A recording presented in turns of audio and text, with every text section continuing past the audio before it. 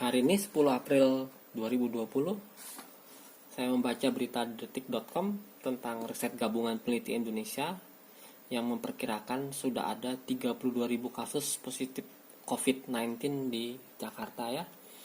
Ini artinya yang official menurut pemerintah positif COVID-19 itu hanya 2,3% dari 32.000 ini. Oke. Tentu ini sangat menarik ya. Oke, datanya yang dipakai oleh peneliti ini sampai per tanggal 31 Maret ya. Dan sekarang tanggal 10 April. Jadi sudah 10 hari datanya. Oke. Para peneliti ini menggunakan model epidemik ya.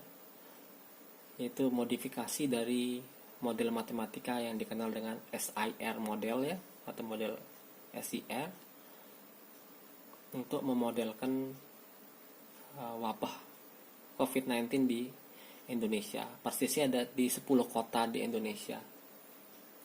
Oke, beberapa mahasiswa merequest ke saya untuk membuat videonya tentang model SIR ini. Oke, walaupun saya adalah bukan orang model yang bekerja di model matematika, saya akan mencoba menjelaskan sesuai dengan kapasitas saya. Oke, jadi yang kita bicarakan sekarang adalah SIR model ya. Nah, SIR model ini membagi penduduk dunia menjadi 3 kategori. Oke, yang pertama adalah suspek, yang kedua adalah orang yang terinfeksi, yang ketiga adalah orang yang recovery. Oke, suspek di sini tidak seperti suspek yang ada di kondisi kita saat ini ya, tapi suspeknya adalah semua orang yang mungkin bisa terkena COVID-19 ya. Walaupun sebenarnya mungkin aja ada orang yang sudah kebal terhadap COVID-19, tapi kita asumsikan semua orang berpotensi kena COVID-19. Oke. Nah, kemudian R ini adalah I itu adalah infection ya, orang yang terinfeksi COVID-19.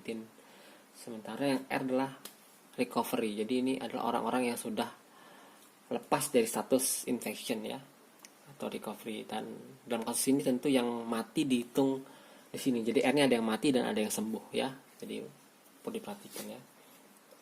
Nah, jadi kita punya 4 buah fungsi terhadap waktu, yaitu fungsi jumlah suspek terhadap waktu, jumlah orang terinfeksi terhadap waktu, dan jumlah orang yang recovery terhadap waktu. Jadi kita punya 3 buah fungsi ya.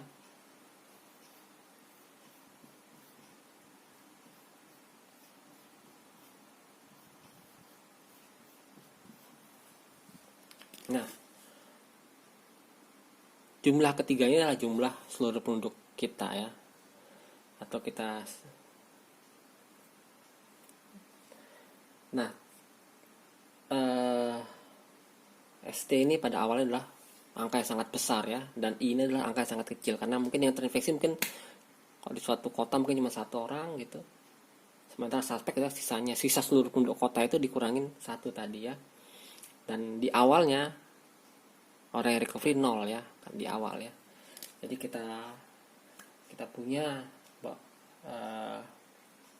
data awal. ST ini adalah seluruh, bisa dianggap seluruh penduduk, dan IT ini adalah sejumlah kecil penduduk ya. Jadi kita misalkan pada saat T0 ST ini adalah S0,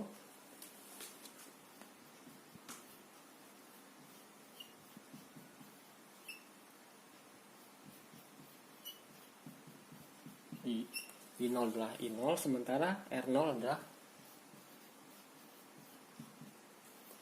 0 ya. Dan S tambah I tambah R itu senantiasa sama dengan jumlah penduduk seluruhnya ya. Jadi bisa kita tuliskan bahwa ST tambah IT tambah RT itu sama dengan suatu konstanta ya. N itu adalah jumlah penduduk kota, negara, atau mungkin seluruh dunia ya. Tergantung kita mau menelitinya di wilayah apa gitu. Nah, Sekarang mari kita lihat ST ini. Apa yang kita tahu dari ST? Apa yang kita tahu dari suspek? Seiring waktu tentu suspek itu akan berkurang ya, karena ada yang berinteraksi dengan orang terinfeksi COVID-19, otomatis dia tertular ya. Lama-lama makin sedikit, dan orang yang terinfeksi secara umum makin nambah ya, setidaknya di awal nambah. Oke. Jadi sebenarnya kita tahu bahwa ini perubahan orang yang suspek ini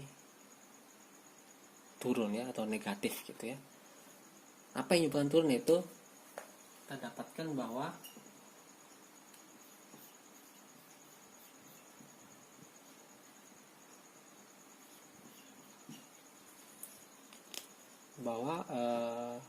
perubahan S terhadap waktu itu sebanding dengan interaksi suspek dengan orang yang terinfeksi.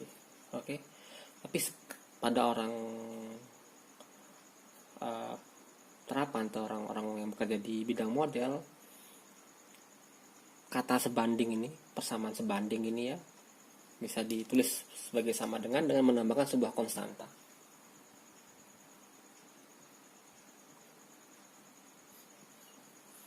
Oke. Walaupun sebenarnya cukup satu konstanta B aja kita sebenarnya sudah tahu bahwa B itu bisa negatif, bisa positif ya, tergantung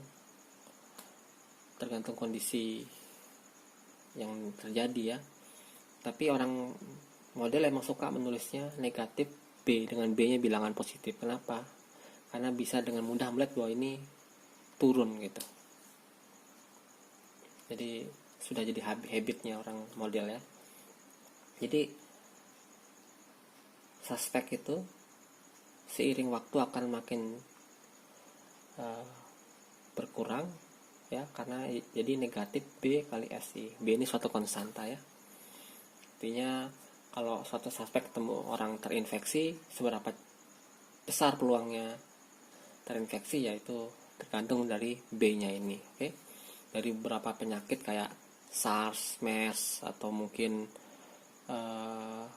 flu musiman gitu ya, itu nggak terlalu besar. Tapi untuk COVID-19 ini ternyata cukup besar ya, jadi peluang tertularnya besar gitu. Tapi pada dasarnya kita nggak tahu berapa konstanta B, itu yang ingin kita cari tahu. Kemudian bagaimana dengan orang yang terinfeksi? Oke. Nah, orang yang terinfeksi bertambah dari orang yang suspek ya, yang berinteraksi dengan orang terinfeksi, dia akan menjadi orang yang terinfeksi ya. Jadi sebenarnya ini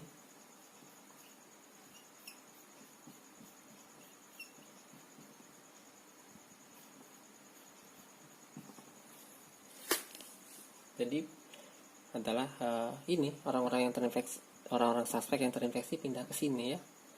Tapi juga berkurang ya. Nah, orang yang sembuh itu makin banyak, orang terinfeksi yang sembuh untuk otomatis makin banyak ya, wajar ya. Jadi berbanding lurus dengan orang yang sembuh ya. Jadi sebenarnya ini berkurang dengan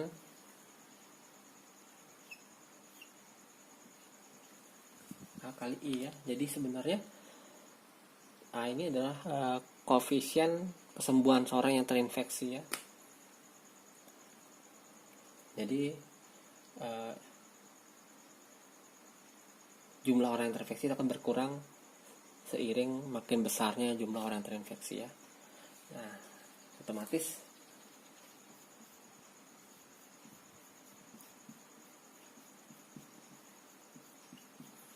orang yang recovery itu datang dari sini. Oke. Dari orang yang terinfeksi tapi sudah sembuh atau meninggal. Oke. Nah, kalau kita mau gambarkan grafiknya S, I, dan R dalam satu koordinat seperti apa ya? Misalkan yang hitam ini adalah grafik S. Jadi intinya kalau seperti di model, kita tidak dapatkan fungsi S, I, dan R-nya secara langsung, tapi kita dapatkan perubahannya ya. Itu orang yang bekerja di model biasanya sudah paham bahwa biasanya ketemunya adalah persamaan diferensial ya. Jadi kita punya sistem persamaan diferensial di sini. Oke, bagaimana kalau kita gambarkan dalam suatu kurva itu?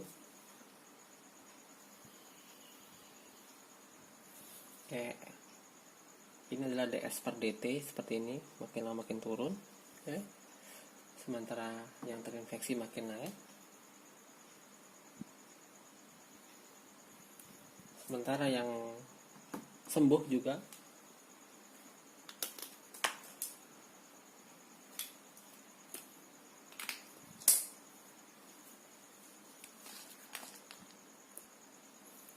pakai spidol biru ya.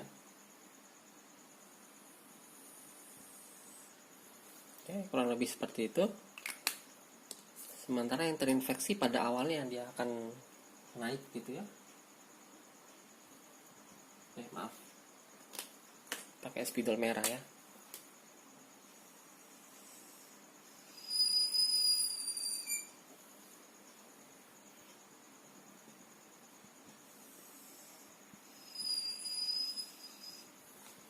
Pada awalnya dia naik kencang, tapi kemudian perlahan-lahan turun ya.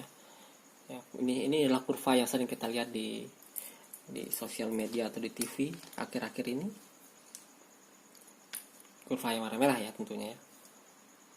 Oke, sekarang saya ingin fokus di fungsi ini ya, DI per DT, BSI, A dikali I ya. Nah, saya ingin mengetahui gimana bentuk kurvanya I di awal ya. Jadi saat P sama dengan 0. Oke. Jadi bisa ya T sama dengan 0 berarti ini adalah S0. Oke. Dan juga tentu ini adalah I0 dan I0. Oke. Yang jadi pertanyaan pertama adalah apakah DI per DT ini makin besar atau I-nya orang yang terinfeksi makin banyak atau makin sedikit. Oke. Nah, itu berarti kita hanya mikirkan yang ini. Persamaan ini apakah positif? Kalau positif berarti I-nya orang yang terinfeksi makin banyak. Kalau dia negatif, maka orang yang terinfeksi makin sedikit. Jadi kita perlu khawatir saat nilainya lebih besar dari 0 atau kecepatannya positif.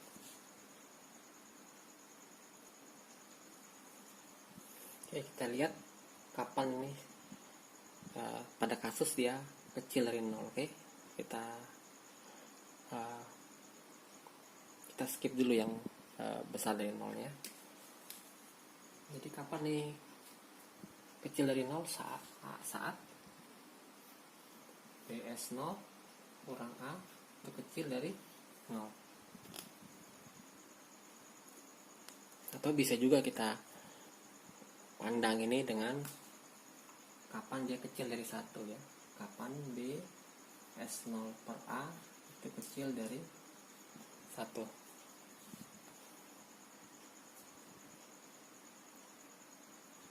Nah, B tadi adalah seberapa cepat atau seberapa mudah orang yang suspek ketemu orang yang terinfeksi. Itu orang yang suspek terinfeksi kalau berinteraksi dengan orang yang terinfeksi ya. Dan A ini adalah seberapa cepat dia sembuh. Oke. Nah, ini artinya B ini adalah koefisien kontaknya, seberapa cepat kontak suspek dan infeksi menularkan virus COVID-19 dari yang terinfeksi ke yang suspek tadi. Nah, makin besar ini tentu peluang dia kecil dari 0 makin kecil ya. Akibatnya sering kita mencoba mengendalikan B ini ya, seberapa. Jadi kita mengendalikan atau mengurangi koefisien seorang suspek kalau bertemu orang yang terinfeksi COVID-19 itu jumlah yang atau peluang dia tertular itu semakin kecil ya. Itu jadi untuk menurunkan B ini kita menjaga jarak, social distancing istilahnya katanya, atau kita bisa mencuci tangan kalau sering-sering mencuci tangan gitu, dan tidak memegang muka. Jadi itu menurunkan nilai B ini. Akibatnya kalau nilai B ini turun, maka peluang ini di bawah 1 besar. Nah, kalau di bawah 1 besar berarti ini akan kecil dari 0. Kecil dari 0 berarti jumlah jumlah orang terinfeksi itu akan turun. Karena turunannya negatif, maka I-nya sendiri adalah akan berkurang. Oke? Atau mungkin cara kedua untuk memaksa nilai ini kecil dari 1 adalah dengan mengurangi S0. Artinya apa? Mengurangi orang yang mungkin atau yang berpotensi tertular virus COVID-19. Dan itu artinya dengan memvaksin orang sebanyak-banyaknya. Dan kita tahu bahwa hal itu saat ini tidak mungkin karena vaksinnya belum ada. Jadi emang yang bisa kita kendalikan adalah yang B ini. Oke. Dan tentu adalah memperbesar yang A ini, yaitu dengan fasilitas medis ya, perawatannya. Cuman mungkin itu perlu biaya yang jauh lebih besar, atau mungkin keterbatasan sangat terbatas ini peralatan medis, jumlah dokter sangat terbatas, sehingga untuk memperbesar orang yang terinfeksi itu sehat itu mungkin lebih susah. Lebih mudah adalah dengan mengendalikan B. Oke. Jadi sebenarnya kita bisa membuat COVID-19 ini tidak tersebar atau mungkin menurun orang yang terinfeksinya, itu dengan mengendalikan 3 faktor ini. Oke, faktor pertama adalah jumlah orang yang mengurangi jumlah orang yang bisa terinfeksi, atau dengan kata lain dengan memberikan vaksin, dan itu saat ini mungkin tidak bisa. Kemudian tenaga kesehatan, keterampilan dokter dan fasilitas rumah sakit ya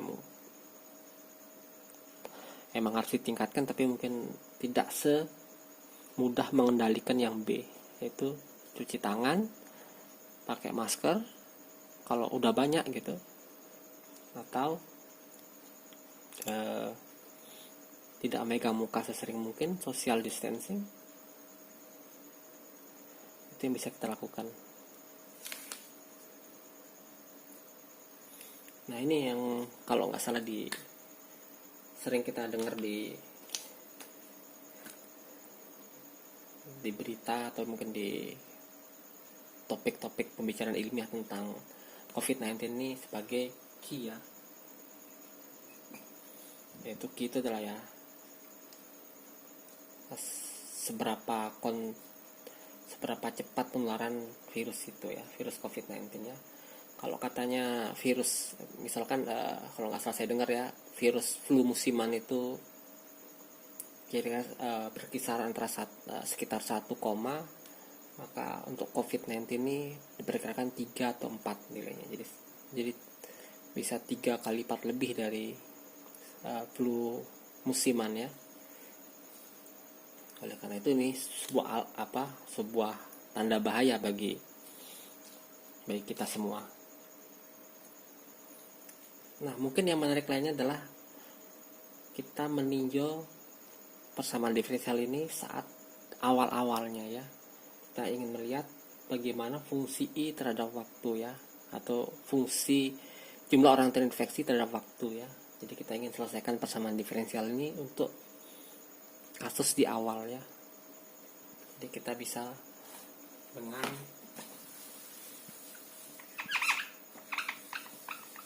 memandang I-nya sebagai sebuah variabel ya. Dan ini kita dapatkan sama dengan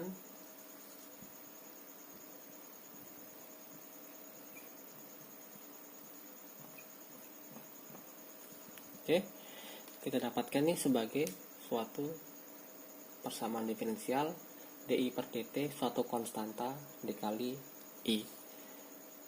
Dan bagi kalian yang sudah belajar fungsi eksponensial di kalkulus atau di matematika dasar lanjutan, tentu bisa menyelesaikan ya.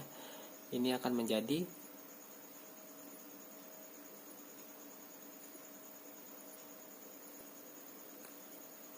kita dapatkan IT sama dengan E pangkat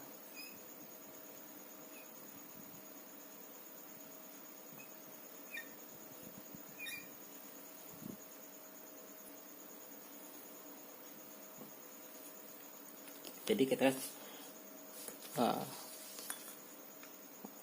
IT atau jumlah orang yang terinfeksi terhadap waktu itu berbentuk fungsi eksponensial. Oke, saya tegaskan sekali lagi bahwa ini adalah kasarnya ya. Jadi sebenarnya tidak sesederhana ini menyelesaikan persamaan diferensial ini ya, atau sistem persamaan diferensial ini ya. Tapi secara kasar kalau kita pengen lihat di awal aja, dia akan bentuk fungsi eksponensial. Jadi di awal akan cepat sekali gitu ya. Dan ini kalau kita perhatikan akan terus bertambah ya. Tapi karena saya katakan ini hanya di awal, atau dengan kata lain ada persamaan diferensial lain yang ikut berpengaruh terhadap fungsi ini, maka sebenarnya ini adalah tidak layak atau mungkin tidak tepat ya untuk menggambarkan jumlah orang yang terinfeksi COVID-19 sepanjang waktu, hanya di awal saja. Oke, kita sudah melihat dari penjelasan pertama bahwa apakah penyebaran virus COVID-19 ini akan menyebabkan pasien yang terinfeksi itu makin banyak. Jawabannya adalah tergantung dibanding nilai Q tadi ya, yaitu yang B dikali S0 per A tadi ya. Dan itu kita bisa kendalikan, satu-satunya bisa kita kendalikan dengan mudah adalah yang B nya tadi ya. Oke, mungkin itu pertanyaan pertama yang sudah terjawab. Pertanyaan kedua yang bisa kita ajukan adalah kira-kira berapa banyak orang yang bisa terinfeksi oleh COVID-19 ini. Nah, untuk menjawab pertanyaan kedua ini, kita bisa memandang dua buah fungsi nih ya. Jadi persamaan diferensial pertama ini kita bagi dengan persamaan diferensial yang kedua. Jadi kita dapatkan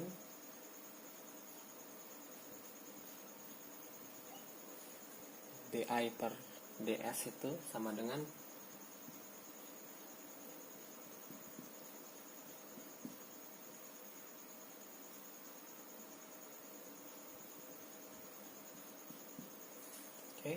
dan ini sendiri sama dengan minus 1 tambah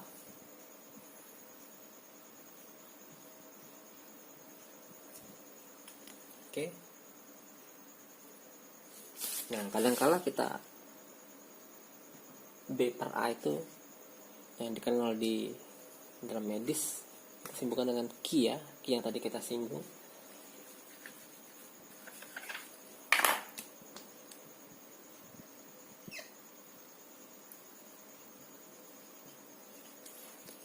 Ya, yang tadi kita singgung bahwa kalau Q dari flu musiman itu berkisar 1, kalau Q dari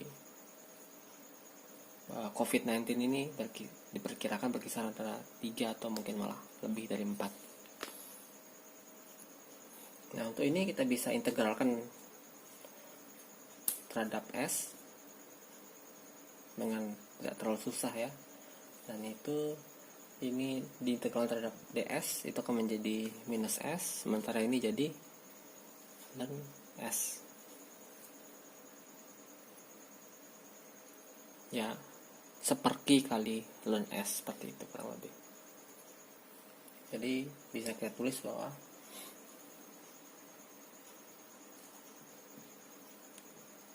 ini kan min S tadi, jadi pindah ruas tambah S kurang 1/Q ln S ini sama dengan I0 tambah S0 kurang 1/Q ln S0. Nah, ini mencapai nilai maksimum, jelas saat S nya adalah 1/Q. Oke, jadi kita seperti ini, jadi 1/Q dan kemudian kita pindahkan ruas, kita dapatkan rumus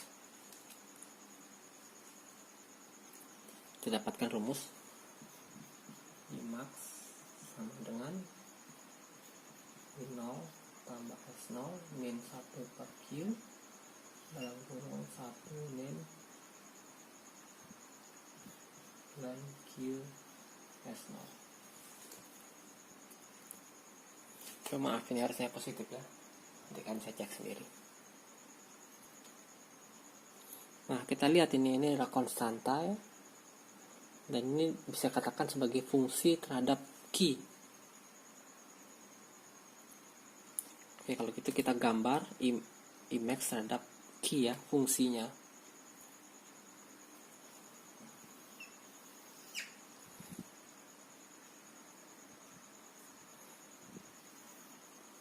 Oke, jadi ini adalah fungsi f terhadap Q ya, dan ini adalah konstanta sebenarnya. Jadi I max tergantung pada fungsi ini. Oke, saya misalkan aja ini adalah fx ya. Jadi ini fx, ini adalah x. Dan kita tahu bahwa ini sebenarnya x itu adalah q ya, itu ya. Untuk mempermudah saja.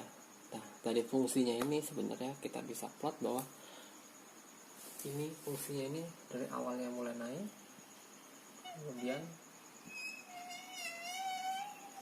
turun. Oke, saya ganti aja jadi Q ya.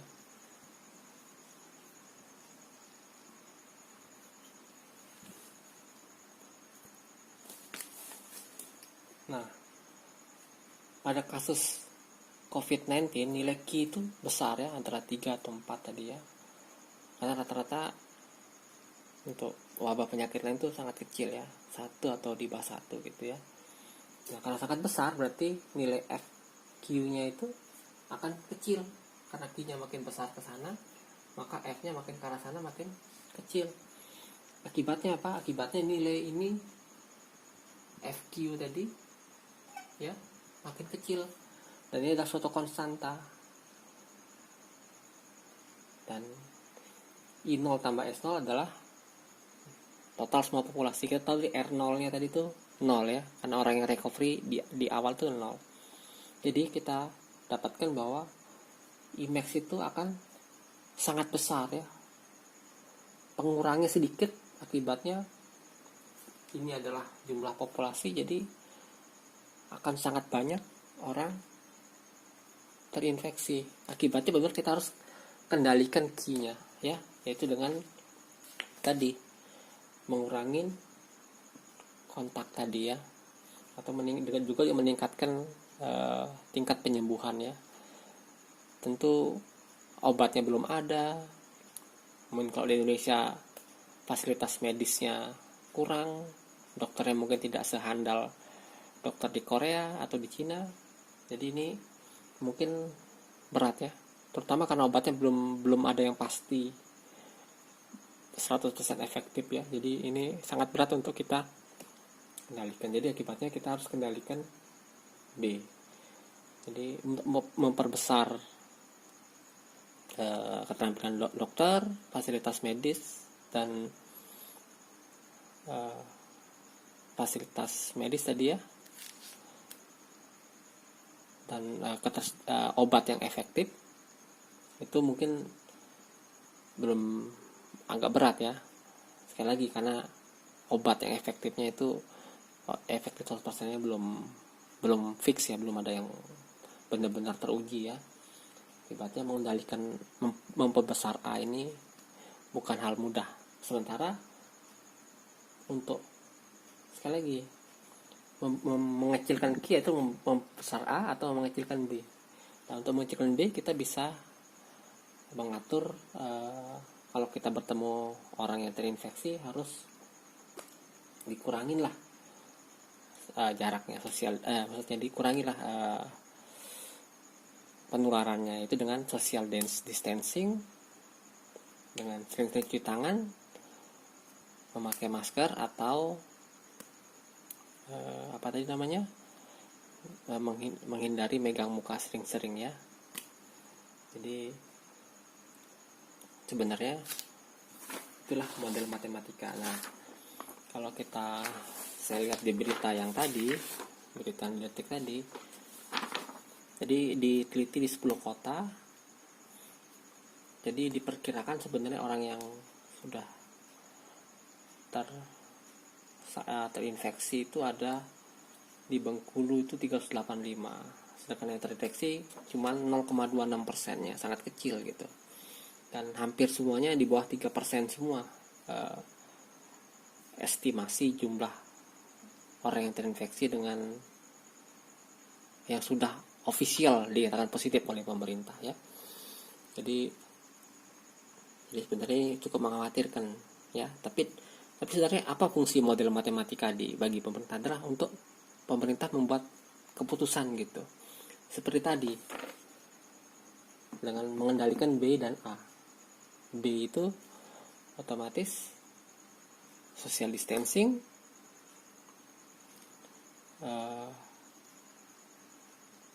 mencuci tangan sesering mungkin,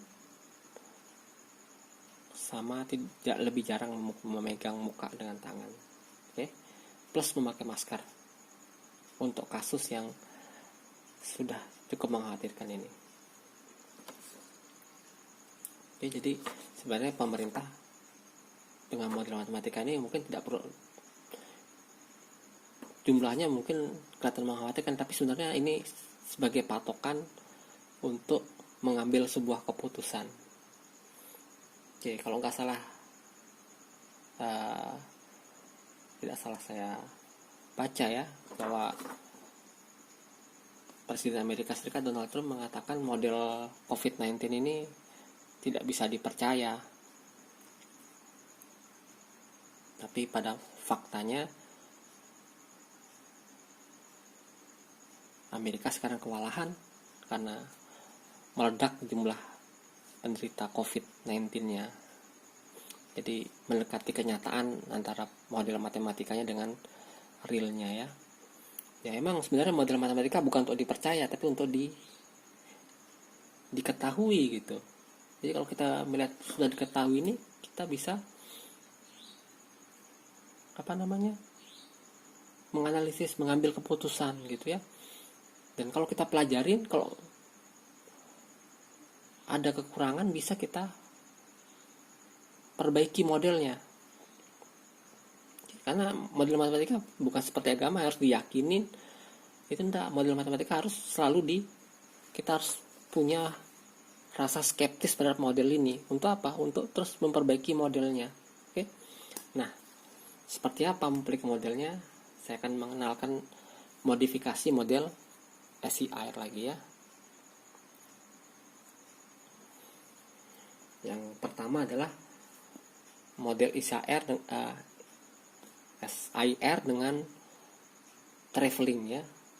Jadi ini kita selalu mengamatin model matematika ini dengan satu variabel ya, terhadap waktu aja. Padahal sebenarnya orang yang terinfeksi itu kan sana kemari ya. Harusnya ada faktor lain ya. Itu namanya faktor lokasi. Oke, model yang kedua ini adalah melibatkan pergerakan si pasien terinfeksi. Berarti di sini ada satu variabel lagi.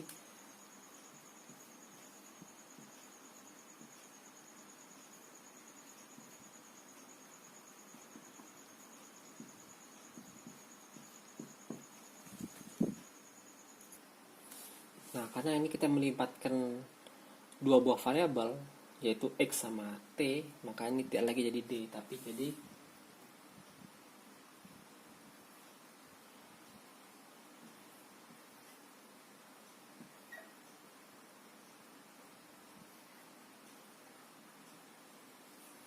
yaitu persamaan diferensial dengan dua variabel lagi ya. Dan untuk menyelesaikannya itu tidak semudah yang tadi ya, ini sekedar informasi aja. Bisa kalian pelajari lebih lanjut. Ini adalah SIR traveling wave ya.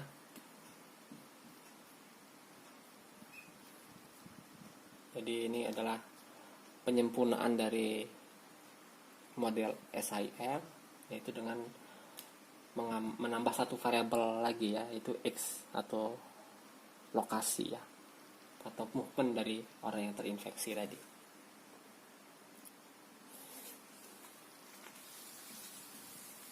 Oke, satu lagi modifikasi model SIR adalah metode SAIR ya. Jadi ini adalah menambahkan satu variabel itu expose. Nah, itu ini kita kenal dengan suspek pada kondisi kita saat ini. Di berita-berita saat ini adalah suspek ya. Dan S-nya adalah populasi yang sehat ya. Ini adalah suspek ya.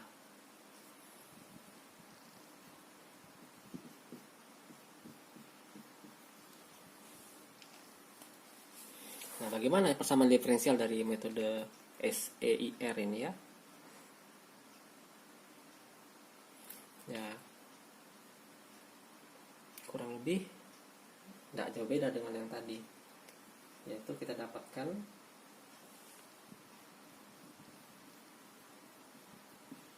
TS per dt nya adalah min A kali SI,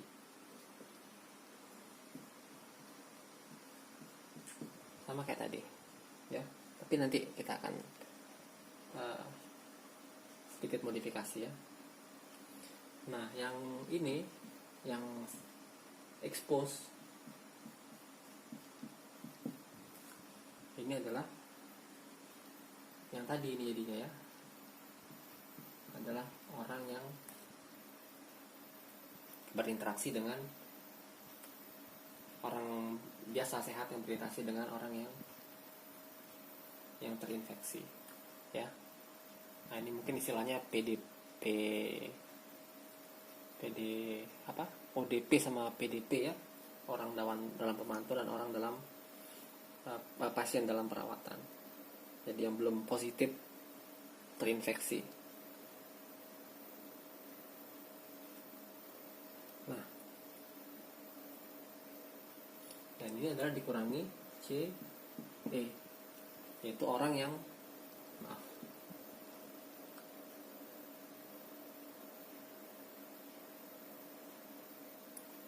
CE adalah orang yang dari expose menjadi orang yang terinfeksi ya. Akibatnya kita dapatkan dari ini adalah yang ini CE tadi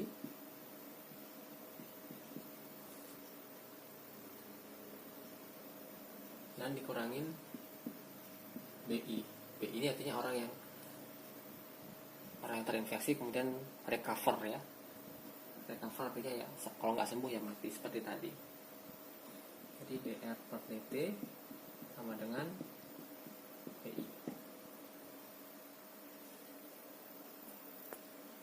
Nah, tapi masalahnya kan yang expose ini bisa jadi sebenarnya terinfeksi, bisa jadi tidak ya, sehat ya. Tapi ini kalau dia sebenarnya terinfeksi tapi belum positif gitu, ini akan bisa juga menularin ke orang yang sehat.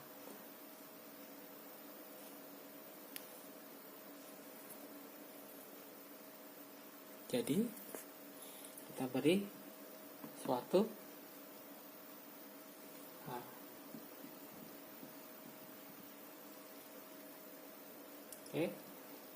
atau DSE ya. Jadi artinya nih orang yang berinteraksi dengan orang yang terekspos tadi. Tentu nilai D pasti lebih kecil dari A karena ini yang terekspos belum tentu COVID-19 ya. Sementara kalau yang ini sudah pasti COVID-19. Jadi peluangnya ini menular ke yang sehat lebih besar dibanding orang yang terekspos. Akibatnya ini juga harus ditambah dengan DSE yang ini akan pindah ke sini. Oke. Jadi dengan model SEIR ini adalah perbaikan dari model sebelumnya, karena kita terus mempertanyakan dan terus kita kaji ulang model SEIR tadi. Kita dapatkan 4 persamaan diferensial ya, yang lebih kompleks dibanding model SEIR tadi. Oke, jika kalian tertarik untuk menyelesaikan ini ya silakan mengambil mata kuliah model matematika, atau mungkin meneliti di bidang matematika terapan ya, terutama di disease ini ya, epidemik ya. Kita bisa lihat bahwa dengan mempertanyakan dalam tanda kutip skeptis atau tidak percaya terhadap suatu model, kita bisa terus mengajukan pertanyaan yang baik untuk memperbaiki modelnya sehingga jadi lebih canggih atau lebih akurat. Oke, itulah fungsinya kita bersikap kritis terhadap dalam kasus ini adalah model matematika. Oke, itu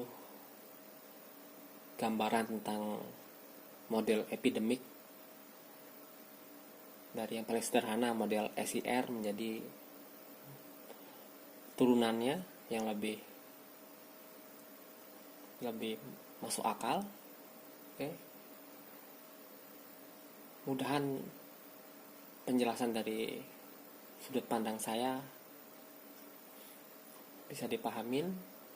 Kalau ada kesalahan tolong dikoreksi, karena saya bukan orang yang concern bekerja di model matematika. Oke,